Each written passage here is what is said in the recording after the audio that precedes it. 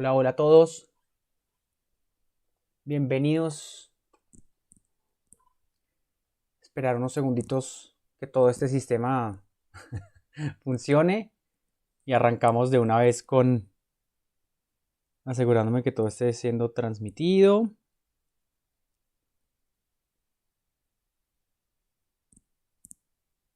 Ok.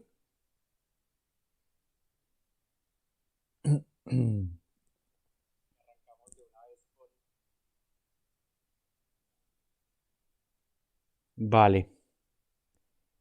Bueno, entonces, como les digo, bienvenidos. Muchas gracias por acompañarme. Vamos a arrancar rápidamente.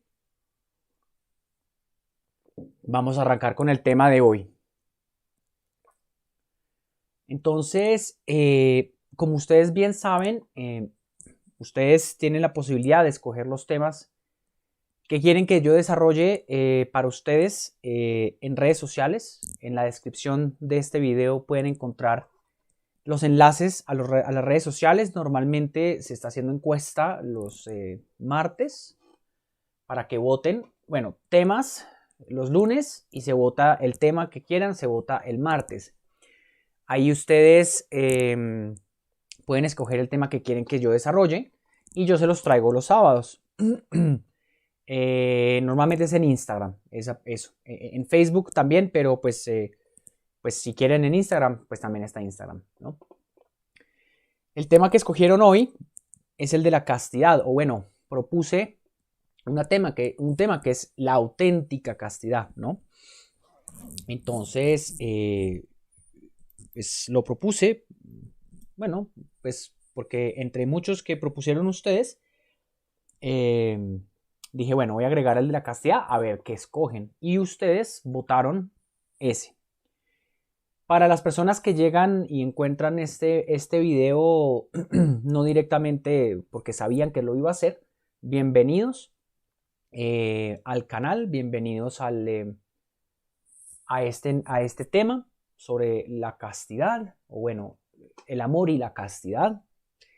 Vamos a tratar de contestar las preguntas que pueden ver también en la descripción, que son si el amor y la castidad pueden ir juntos, y si la castidad es realmente enemiga del amor, ¿no? También contestar a la pregunta ¿por qué no puedo tener relaciones con mi pareja si de verdad la amo, entre comillas? Porque pues ya vamos a entender por qué lo digo o lo pongo entre comillas. La idea es desarrollar esas ideas, y sin más preámbulo, pues arranquemos, ¿de acuerdo? Hay una curiosidad, y es que según Google AdWords, que es una herramienta de Google Trends o de Google Analytics, una de las herramientas para conocer qué busca la gente en el buscador más grande del mundo, que es Google, después va YouTube, la palabra castidad varía entre los 10.000 y las 100.000 búsquedas mensuales. Máximo 100.000, mínimo 10.000.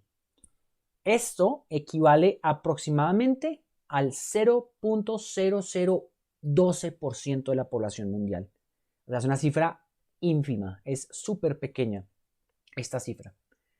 De hecho, esta cifra, en mi opinión, es muy diciente. Y es que de castidad no queremos oír ni por error. Entonces la pregunta es ¿por qué? ¿Por qué no queremos escuchar o oír nada sobre la castidad? Entonces, en primer lugar, porque me parece que hemos fallado en entender la sexualidad en toda su riqueza. Desde siglos atrás la sexualidad y el placer que se deriva de ella se considera o se consideraba pecaminosa, pecado, ¿no? Y las relaciones sexuales entre esposos se aceptaban exclusivamente en función de la procreación, la preservación de la especie, pero nada más, ¿verdad? Y así todo lo que estaba ligado al cuerpo debía ser rechazado, y muchas veces los discursos morales se centraban en decirle a la gente no se rebajen a consentir la impureza de sus cuerpos.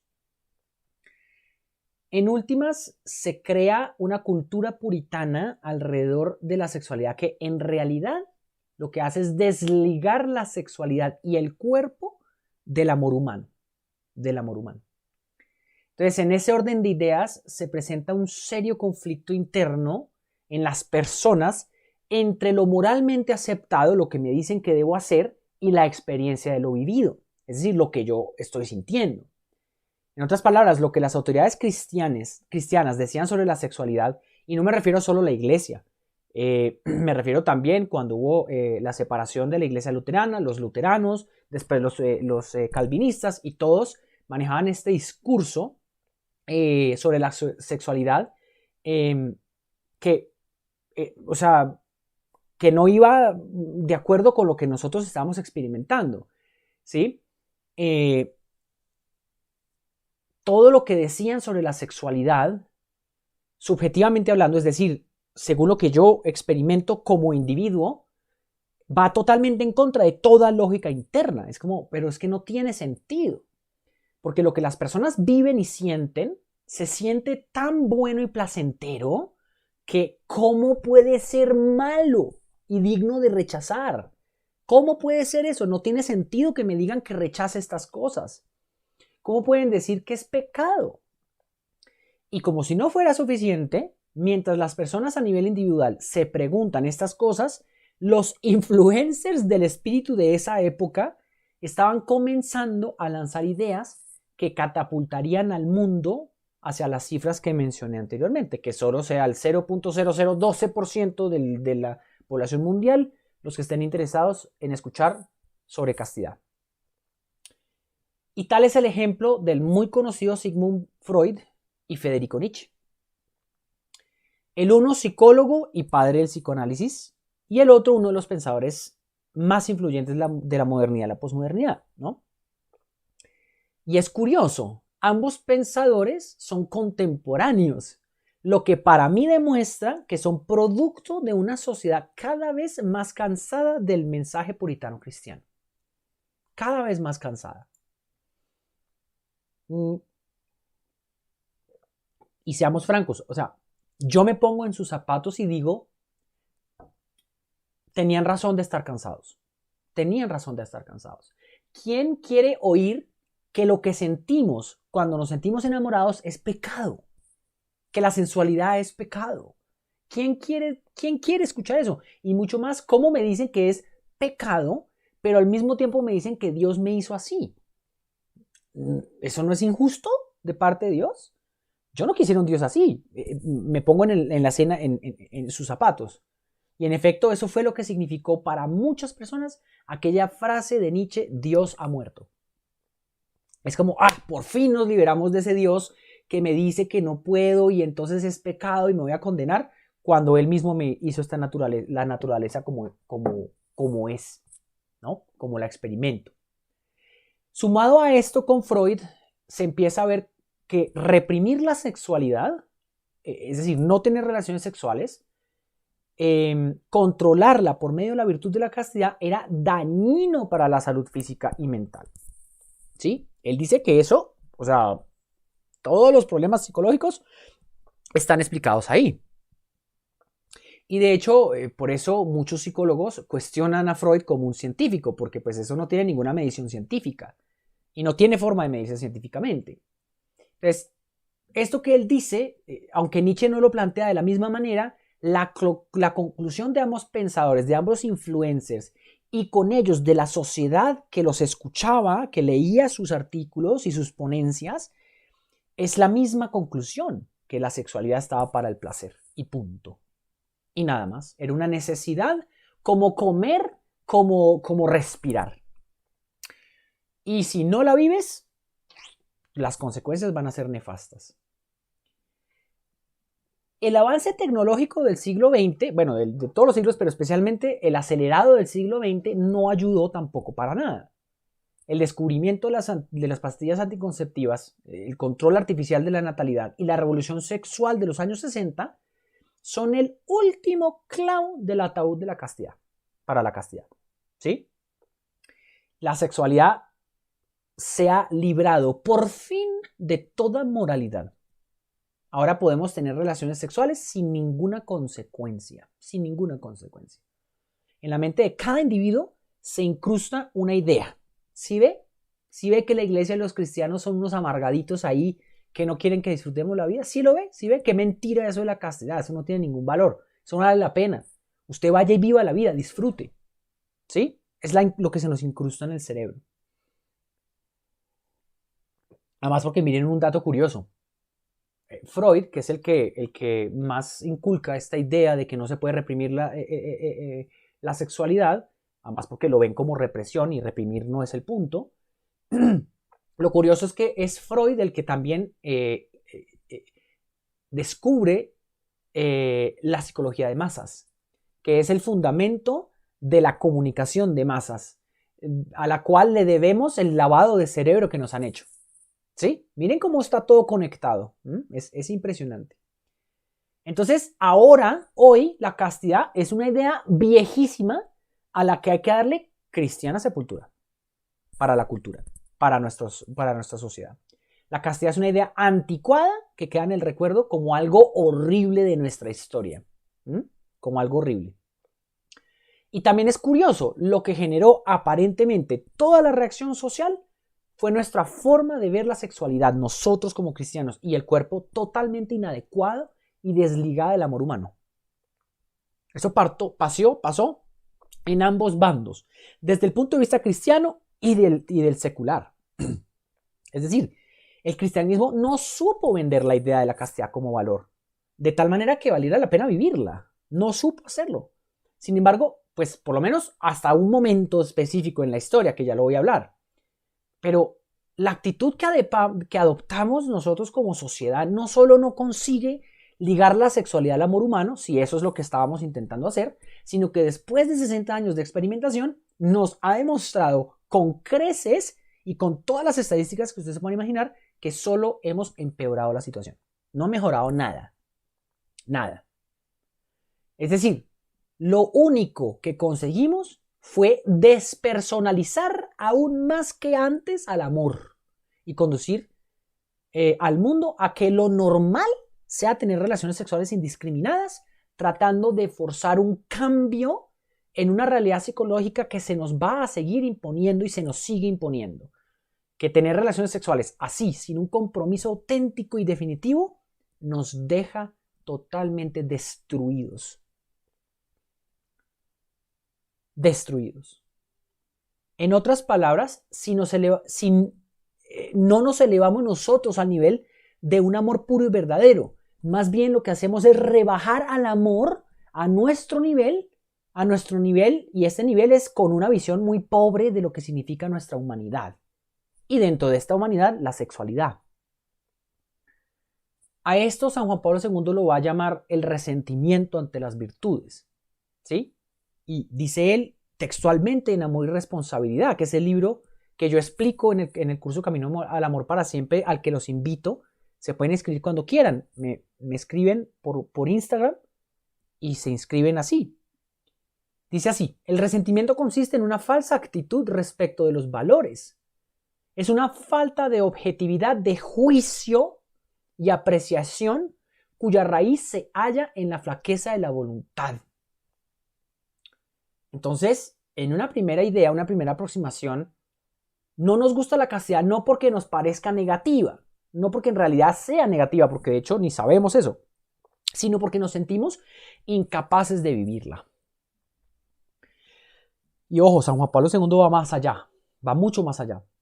Dice que para librarse subjetivamente de la obligación de poner ese esfuerzo es darle a la virtud el valor que tiene, y para convencerse de la inexistencia de ese valor, la persona disminuye su importancia, le niega el respeto que se merece, llega incluso a considerarla un mal, a pesar de que la objetividad nos lleva a ver en la castidad un bien. Entonces, no solo se deforma la imagen del bien, de la castidad en este caso, sino que para que la persona no se sienta obligada a elevarse con dificultad hasta el verdadero bien y pueda con toda seguridad reconocer como bien lo que le conviene y aquello que es más adecuado para ella, no solo deforma la imagen del bien, sino que además desacredita los valores que merecen estima, como la castidad que estamos hablando hoy. Entonces, teniendo en cuenta lo que surgió a través de Freud, un argumento siempre en favor de la sexualidad sin compromiso y consecuencias es que una castidad exagerada, ¿quién sabe qué significa eso?, es dañina para la salud. Un ser humano joven ha de satisfacer sus necesidades sexuales. Entonces, la castidad y la continencia sexual llegan a considerarse los grandes enemigos del amor humano. Pero todo esto también lo reconozco, ha sido culpa nuestra como católicos y como cristianos, y como hizo San Juan Pablo II, de todo corazón pido perdón.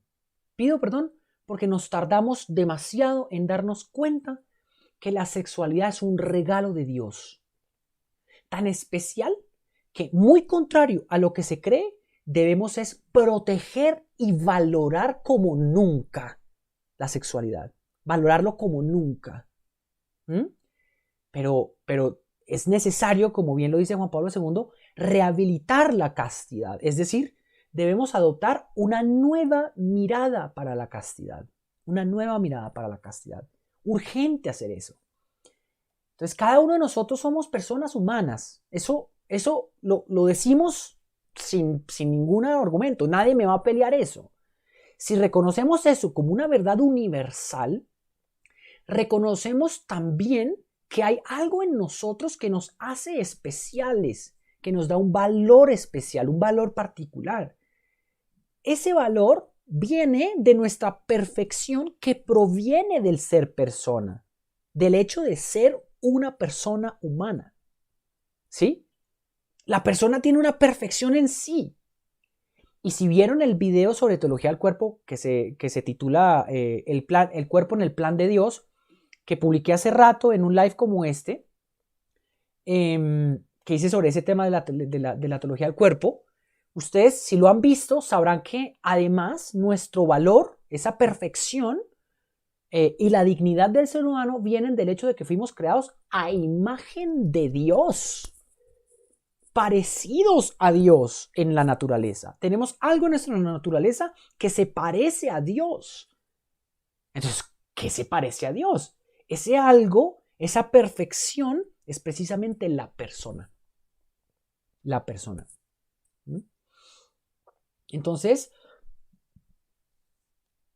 como dice Juan Pablo II, la persona es objetivamente alguien, no algo. Alguien es una persona, algo es un objeto. Un objeto yo lo uso para conseguir un fin. La cámara la utilizo para transmitirle a ustedes este video. El computador lo uso para poder conectarme al internet. ¿Sí? Son objetos que uso para un fin que yo me propongo.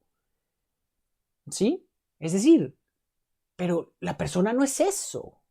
Es alguien. Es alguien. Y ese alguien, esa perfección única, esa naturaleza, solo se puede describir con la palabra persona.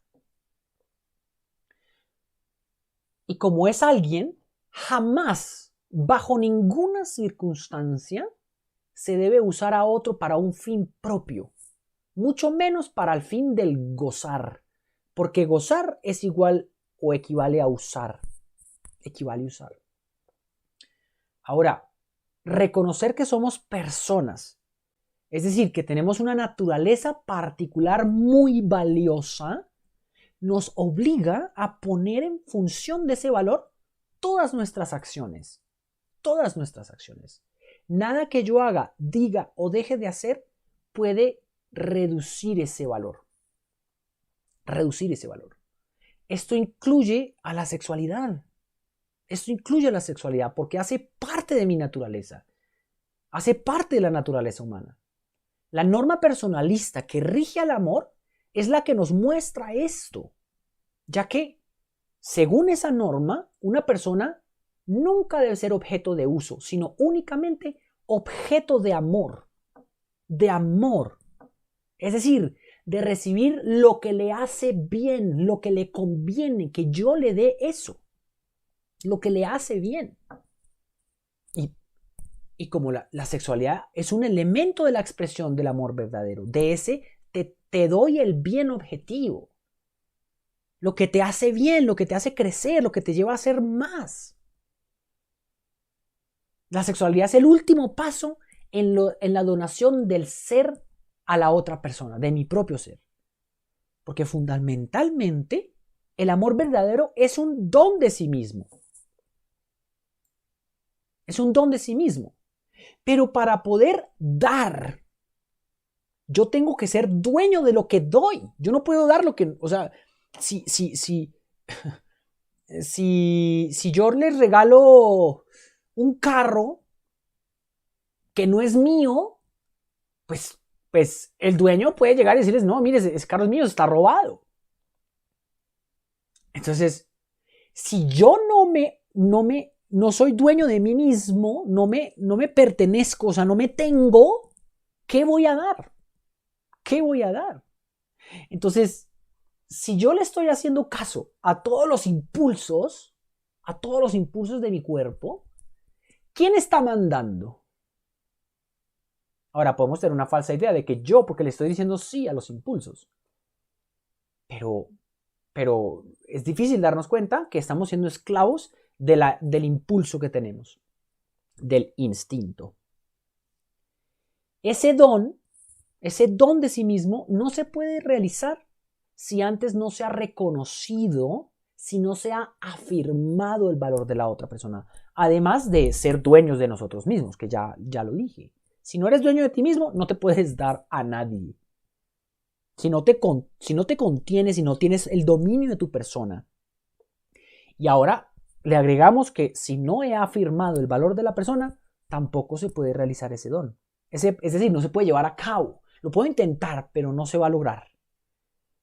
Entonces, se preguntarán, como yo me pregunto, ¿qué significa afirmar el valor de la persona? O, mejor, ¿cómo se afirma el valor de la persona? Creo que va mejor esa pregunta. Bueno, pues en primer lugar, cuidando muy bien que cada una de mis acciones estén dirigidas hacia el bien objetivo de la otra persona y no en beneficio propio. Es decir, que cada una de mis acciones le permitan al otro crecer y mejorar, perfeccionarse como ser humano. Entonces, si han visto mis videos sobre el amor propio, en el que he hablado sobre cómo sacar tu mejor versión, cómo recuperar la esperanza en ti mismo, esos videos, yo les hablo que el amor propio es hacerte bien en cada una de las dimensiones de la persona humana, de tu propia persona. Entonces, cuidarte en lo biológico, comer bien, hacer ejercicio, dormir bien, ¿sí? No consumir nada que te haga daño, pues no fumar, no tomar en exceso, etcétera, etcétera, etcétera. Y así en cada una de las dimensiones, en la psicoafectiva, listo, pues tratar mis problemas, mis cosas, mis dudas, mis miedos, trabajar mi personalidad, mi carácter, conocerme bien en ese punto y trabajar las cosas que me ayuden a creer mejor en mí mismo, a tener menos miedo, a enfrentar algunas deficiencias de carácter. En el social ya lo he dicho, ser realmente, objetivamente altruista con los demás, es decir, tratar a los demás, ayudar a los demás y ser generoso con los demás. Intelectualmente, trabajar mi cabeza, hacerme que mañana sea más inteligente y sepa más cosas que las que sabía ayer. Y que pues, no sean cosas que me motiven a pensar mejor, a pensar más, en fin. Y espiritual, pues crecer espiritualmente, estrechar mi relación con Dios, si creo en Dios, y estrechar mi relación, mi crecimiento de virtud si no creo en Dios. Es trabajar eso. Entonces, si eso equivale a hacerme bien, entonces es lo mismo cuando hablamos de hacerle bien y ayudarle a perfeccionarse a la otra persona. Entonces, ¿cómo puedo yo ayudar a la persona en cada una de esas dimensiones? ¿Listo? Eso es, así en términos muy prácticos, o bueno, concretos, ¿no? Entonces, es asegurarme que cada una de mis acciones estén dirigidas al bien objetivo de la otra persona y no en beneficio propio. En segundo lugar, ¿cómo afirmar el valor de la persona? En segundo lugar, se afirma el valor de la otra persona eligiendo definitivamente a la persona. Elegir implica responder. Es decir, hacerse responsable. Hacerse responsable significa que me importa y lo valoro, que lo quiero y que lo cuido. Si tengo algo que cuidar, entonces cobra un nuevo sentido. ¿Mm? En nuestros tiempos, esto ya me han oído decirlo muchas veces, definitivamente estamos convencidísimos que el amor es sentir mucho. Y mientras más intenso sea el sentimiento, más verdadero es el amor. Y esto es falso. Eso no es verdad. Si bien es una parte del amor, el sentir mucho, y es agradable sentir mucho, es apenas una parte del amor. Es un amor afectivo que no estamos controlando nosotros, sino mis emociones que me controlan a mí, que atraen mi voluntad y la dirigen hacia lo que me está proponiendo, que es sentirse afectivo, satisfacer el deseo de afecto. Pero ya lo explicaré, pero el deseo, cuando yo uso algo para el deseo, entonces se convierte en un medio. Pero las emociones y la sensualidad que nacen en el amor afectivo, en nuestro cuerpo, nos proponen la vida rápida, que como estoy diciendo, saciar el deseo. Y si el fin es saciar el deseo, la otra persona automáticamente se convierte en medio. Y recordemos, la persona nunca puede ser medio, sino siempre y sin excepción un fin en sí mismo. Siempre sin excepción un fin en sí mismo. Caer en este problema es en sí mismo reducir, como ya dije, el amor mismo. Y no hemos conseguido nada si hacemos eso. Y es a este tipo de amor reducido, diría San Juan Pablo II, al que la castidad se opone. Es a este tipo de amor, a esta falsa idea de amor, o no falsa idea de amor porque es parte del amor, sino a este amor que se quedó en afecto y punto, que pues cuando se acabe, se acabó el amor. Y pues claro, como si el amor es puro sentimiento y pura sensualidad, pues la castidad es ridícula, no tiene ningún sentido. No tiene ningún sentido y se vuelve negativa. Porque este amor busca consumir, mientras que la castidad nos pide que esperemos, que nos demos. Nos propone que nos demos. Es como, mira, yo te voy a ayudar a que te des. ¿Qué esperamos? ¿Que esperamos a qué? O sea, la castidad nos dice que esperemos a qué.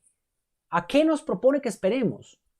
Pues a que podamos integrar todo nuestro ser, las 5 dimensiones. Es decir, que absolutamente cada dimensión de mi realidad natural como persona humana se haya encaminado por el ejercicio de la virtud hacia el nivel espiritual, que es el más alto de todos, en el que se reconoce de una buena vez a la otra persona como persona. Como persona. Y esto requiere tiempo, requiere reflexión y sobre todo requiere conocer al otro en su verdad objetiva. En su verdad objetiva. La voluntad no se puede comprometer ante las emociones que son en realidad superficiales y subjetivas. Solo las siento yo, nada más. Así la otra persona también las esté sintiendo. Yo no puedo transmitirlas. Ya quisiéramos. La afectividad no compromete. Ella solo busca, como ya les dije, satisfacer su deseo de afectividad, de sentir afecto. La verdad que conozco a mi pareja. Elegir voluntariamente esa verdad que es indiferente de las cualidades y los defectos me compromete en lo más profundo de mi ser. Porque el valor de la persona, esa perfección que le da el ser una persona humana y tener la naturaleza de persona como Dios, no se va a ver afectado porque tú tengas tal o cual defecto o porque tengas tantas y cuales cualidades. No, ese valor es intocable. Es intocable. No importa qué te haya pasado, qué experiencia hayas tenido, cuántas veces la has embarrado, no importa. Nada de eso importa. Tu valor sigue estando intacto. Y nosotros somos los primeros que tenemos que redescubrir ese valor en nosotros mismos. Porque así como les dije, cuando yo valoro, lo cuido y hago que lo cuiden. Es como, mira, yo me valoro, yo no me voy a dejar usar. Ni te voy a prestar mi cuerpo para que juegues como un... No, porque me valoro. Porque entendí el valor que yo tengo dentro de mí, en mi naturaleza. ¿Sí? Entonces, ese compromiso que viene del conocimiento de la verdad de la persona, ese compromiso se da con el sí acepto en el matrimonio. Porque ese sí acepto nos define como personas, nos redefine como personas en comunión con otra, como una unidualidad de personas. Porque en el matrimonio no casa el papel, no casa el sacerdote, ni siquiera Dios casa. Lo que casa en el matrimonio es la libertad, la voluntad es lo que casa. Y cambia, redefine a la persona en el interior. Y eso es natural, eso no es cultural. Es natural, eso se produce en la naturaleza de mi ser. Y me compromete una vez y para siempre. Una vez y para siempre. Por eso el matrimonio es indisoluble. Entonces, muy contrario a lo que nos han dicho desde todos los ángulos precedentes, o sea, todo lo que nos han dicho acerca de la castidad no es una continencia ciega y ahí toda aburrida y ay no, yo no quiero. No, eso no tiene nada de valioso para nadie como ser humano. Nadie va a querer algo que hago porque sí. No, eso no tiene valor ni tiene sentido. Si no tiene algo que me muestre algo mayor, pues no tiene sentido. Y eso fue lo que Juan Pablo II logró hacer. Redefinirnos completamente a lo que apunta la castidad. Precisamente lo que consigue él es romper el paradigma y nos presentó la solución.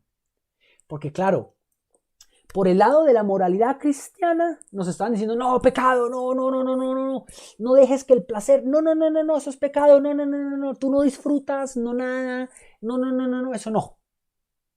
¿Sí? Eso no. Y por el otro lado, no, al contrario, suéltate, hazlo, pero tómate la pastillita, ponte el condón, aborta un bebé, tal cosa. Eso sí, le sacamos platica a esto. Pero dale. Dale, sigue teniendo relaciones sexuales, dale, no pasa nada. Adelante. Y bueno, aquí vamos. Aquí vamos. ¿Mm? Entonces, Juan Pablo II rompe eso. Es como, hey, mire, ni esto. Y de verdad, Juan Pablo II el primero que dice como, oiga, nosotros como cristianos la hemos embarrado, no hemos sabido transmitir la riqueza que tiene la sexualidad humana. La belleza de lo que Dios creó. Y eso es lo que muchos allá afuera están tratando de hacer.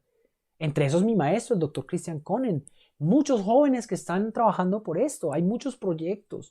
El proyecto AMAR de la Universidad de Navarra, por mencionar solo uno. Grupo Sólido, con el que empecé yo. De Argentina, ¿no? Entonces, la castidad, en realidad, es subordinar mi sensualidad, que busca solo la satisfacción por medio, por medio del uso de los valores sexuales de la otra persona para satisfacer mi deseo sexual, el placer. ¿Sí? Subordinar eso, subordinar mi afectividad, que también quiere utilizar a la persona para yo sentirme querido, subordinar también mis impulsos, que todo esto así reducirían a la otra persona, haciéndole un daño incalculable y haciéndome un daño incalculable. Entonces, subordinar todo eso en favor del auténtico bien y la plenitud absoluta. La plenitud absoluta, el bien infinito, que es la felicidad. Por eso decimos que el amor tiene un aire de altruismo auténtico, porque no busca su propia satisfacción, sino el bien verdadero, absoluto, infinito, la felicidad para el otro. Y eso se convierte en mi propia fuente de felicidad. Me hace feliz hacerte feliz. Me hace feliz hacerte feliz. Pero me seguirá haciendo feliz mientras lo siga haciendo por hacerte feliz y no por hacerme feliz. Es que la fórmula es esa. Es darse. Porque eso es el amor verdadero. Es darse. Es ceder. Es hacer un esfuerzo por el otro. Eso es el amor verdadero. Y todo lo que estamos haciendo hoy en día y por lo cual detestamos la idea de castidad es todo lo contrario. Ven para acá, que yo tengo ganas, nos ponemos de acuerdo, tú disfrutas un ratico, yo disfruto un ratico y cuando se nos vayan las ganas, pues por eso no nos casamos, para que tú te puedas ir, tranquila, te puedes ir cuando quieras. Es como firmando que no vamos a durar. Y pues, las consecuencias como típico adolescentico que piensan que eso no les va a pasar nada, después se solucionará, las consecuencias son mínimas y eso lo puedo trabajar después. Sí, buena suerte. Buena suerte. Las heridas que yo he tenido que escuchar en muchas personas en mis asesorías es increíble. En mis alumnos. Es horrible. Es que no tengo que decírselos yo. Miren el mundo alrededor de ustedes, las tasas de divorcio. Las tasas de divorcio. Es que hablan por sí mismas. ¿Sí? Entonces, la nueva mirada sobre la castidad es esta. La castidad no es la prohibición de tener relaciones sexuales antes del matrimonio o te vas al infierno. No, eso no es la castidad. La castidad es amar de verdad, integrando todo nuestro ser como personas para poder dirigirla hacia el auténtico fin de la sexualidad. La otra persona. La otra persona. Es que ahí está el resumen de la sexualidad. ¿Para qué existe la sexualidad? ¿Cuál es la función? ¿Cuál es el fin de la sexualidad? La otra persona. Mi cónyuge y el bebé que nace de ahí. Ese es el fin. Ese es el fin. Es una mirada completamente distinta. Porque apunta hacia un amor que ni nos imaginamos. Porque nos pone un objetivo superior. Algo que me ayuda a crecer. Y es que todos ustedes que lleguen a este video después pueden echarle cabeza. Si alguno de ustedes llega a este video y han tenido en su vida y siguen en sus vidas teniendo relaciones sexuales fuera del matrimonio, así con esta mentalidad que he descrito acá, pregúntense, ¿de verdad esto es todo? ¿De verdad ni siquiera vale la pena hacerse la pregunta? ¿Será que Miguel tiene razón? Miren, yo se los digo con toda la convicción de haberlo vivido en mi propia carne.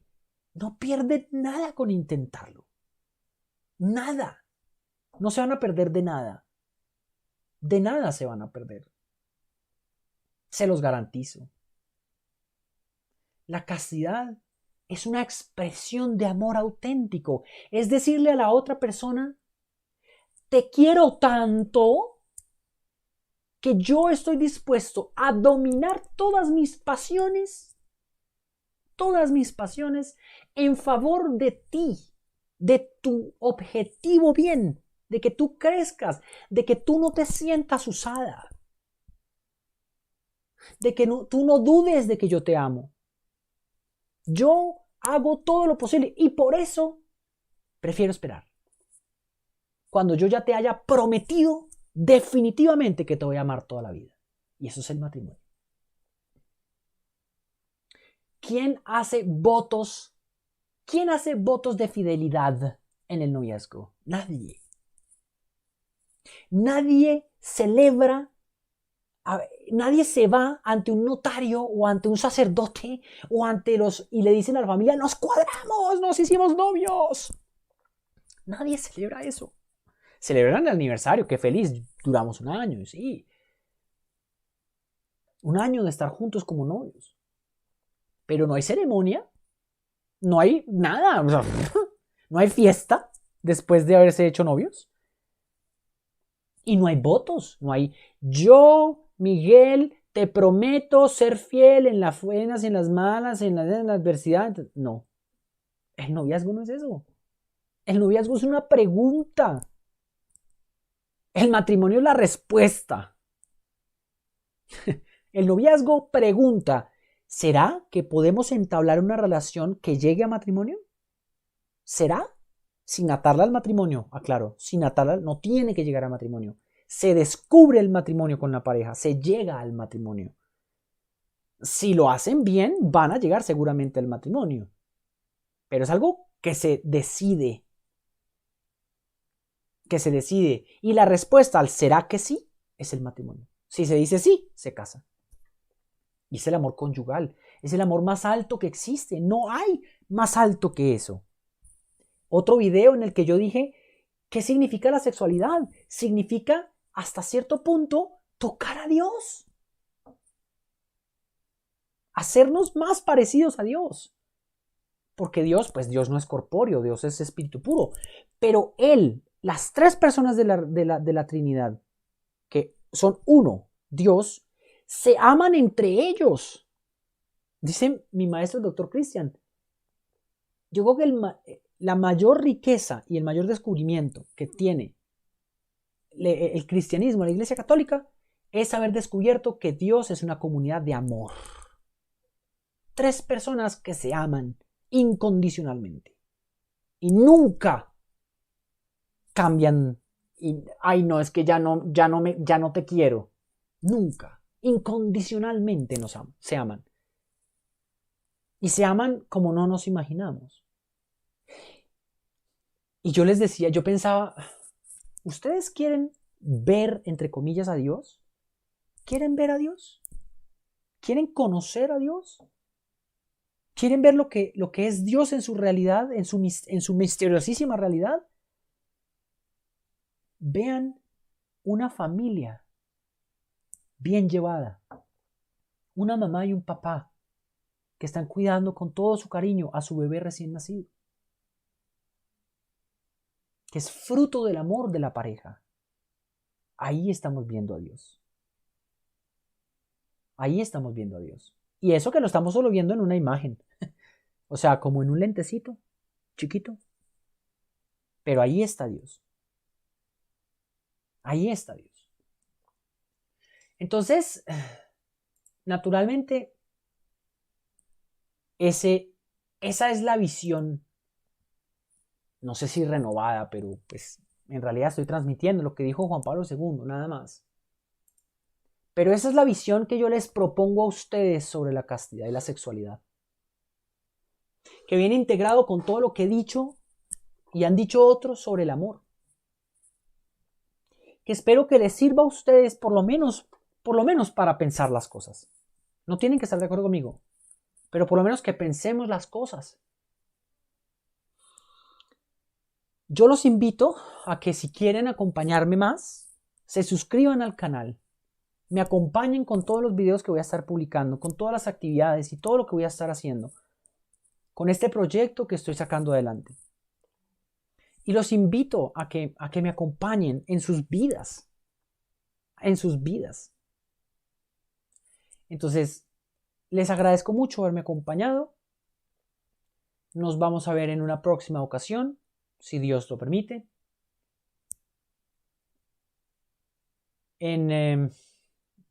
Hoy el internet no molestó. Entonces les agradezco mucho haberme acompañado. Los que vean este video después, les agradeceré muchísimo que me dejen un me gusta y compartan, porque ustedes saben que mientras más comparta, más YouTube me ayuda a promocionar el contenido. Y nada, lo que necesiten, ya saben que por redes sociales, que los enlaces están en la descripción, me pueden encontrar y me pueden escribir. ¿Listo? No siendo más, les mando un abrazo muy especial. Nos vemos en una próxima emisión. Dios los bendiga. Chao, chao.